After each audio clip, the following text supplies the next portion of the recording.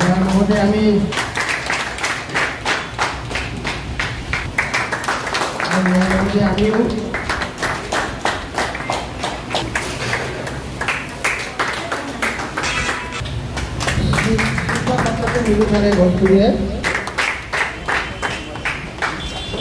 মৰাণ আৰক্ষী থানাৰ বিষয়া নীলম সঞ্জীৱ নাথ আৰু সহকাৰী উপনিৰীক্ষক শিল্পা পাত্ৰলৈ বিদায় জনাই সন্মান সমাৰোহ অনুষ্ঠিত।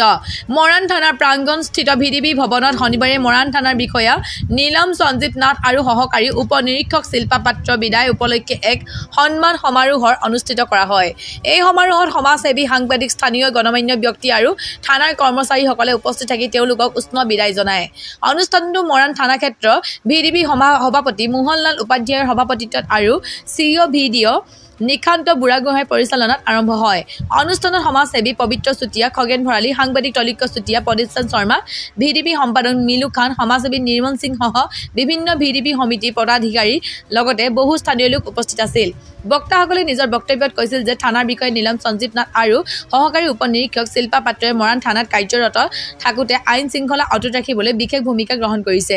তেওঁলোকৰ নেতৃত্বত আৰক্ষী আৰু জনগণৰ মাজত এক সুমধুৰ সম্পৰ্ক গঢ়ি উঠিছিল। অনুষ্ঠানত উপস্থিত লোকসকলে ফুলাম, গামোচা, পুথি আৰু উপহাৰ দি উভয়জন কৰ্মচাৰীলৈ সন্মান জ্ঞাপন কৰে।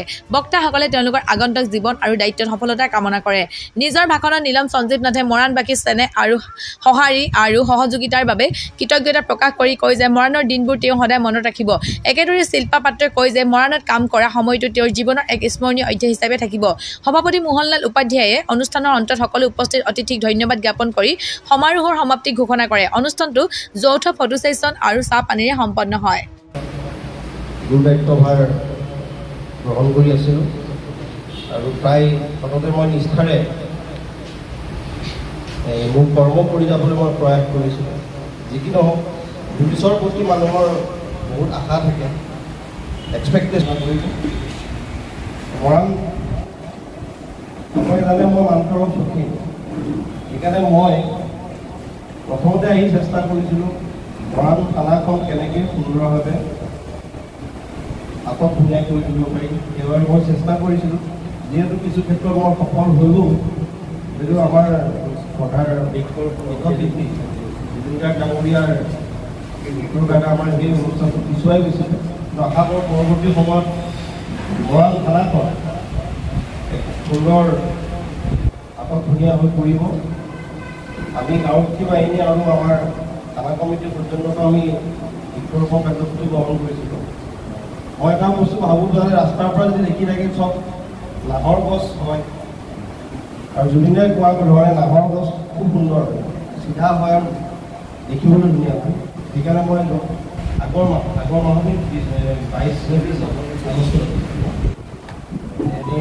নাহৰ পুলি বা বৃক্ষৰোপণ কাৰ্যসূচী গ্ৰহণ কৰিছিলোঁ।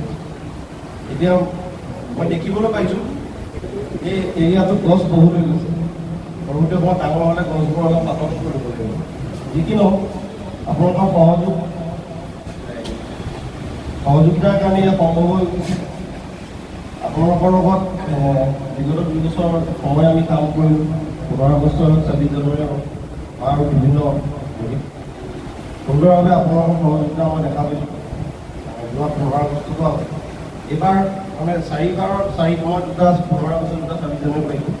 বিগত 15 আগষ্টত আমাৰ আৰক্ষী বাহিনী প্ৰত্যেকখন ভিডিপি বা আৰক্ষী বাহিনী যি ধৰণে দায়িত্ব সম্পাদন কৰিলে তাৰ বাবে পুনৰবাৰ আপোনালোকক মই ধন্যবাদ জ্ঞাপন কৰিছোঁ। অনাগত দিনতো ৰোধিবৰ বাবে আপোনালোকে এনেকৈ আমাৰ পৰৱৰ্তী যিজন আৰক্ষী বিষয়া সহায় কৰিবলৈ মই আশাবাদী। আজি মৰাণ থানা গাঁওৰক্ষী বাহিনীৰ সভাকক্ষত গাঁওৰক্ষী বাহিনীৰ উদ্যোগত আৰু মৰাণৰ বিভিন্ন অনুষ্ঠান প্ৰতিষ্ঠানৰ বিষয়ববীয়াসকলৰ সহযোগত মৰাণ থানাৰ পৰা মৰাণ থানা ভাৰপ্ৰাপ্ত আৰক্ষী বিষয়া নীলম সঞ্জীৱ নাথ আৰু মৰাণ থানাৰে উপ পৰিদৰ্শক শিল্পা পাত্ৰৰ কৰ্মস্থলীৰ বদলি হ'ল আৰু মৰাণৰ এই দুয়োগৰাকী আৰক্ষী বিষয়াই ৰাইজৰ লগত সহযোগ কৰি খুব সুন্দৰকৈ তেওঁলোকৰ দায়িত্ব পালন কৰি গৈছিলে। মৰাণবাসীয়ে তেওঁলোকৰ যিখিনি আৰক্ষী লোক হিচাপে কাৰ্যকলাপবিলাক বিগত সময়ত কৰি গৈছে তেওঁলোক মূল্যায়ন কৰি থাকে আৰু মৰাণবাসী সকলো নাগৰিকেই তেওঁলোকৰ কৰ্তব্য পালনত সন্তুষ্টি প্ৰকাশ কৰিছে আজি আৰু তেওঁলোকৰ বিদায়ত তেওঁলোকে মৰম আৰু স্নেহ যাচি চৰকাৰী সেৱাত থকা সকলো লোক কৰ্মচাৰী সলনি হৈ থাকে। এইটো এই নিয়মৰ কথা আৰু এই নিয়মকটো আমি বাধা দিবও নোৱাৰোঁ আৰু সেইকাৰণে আজি তেওঁলোকক মৰম স্নেহ দিবৰ কাৰণে আজি এই বিদায় সভাখন ইয়াত অনুষ্ঠিত হৈছিল।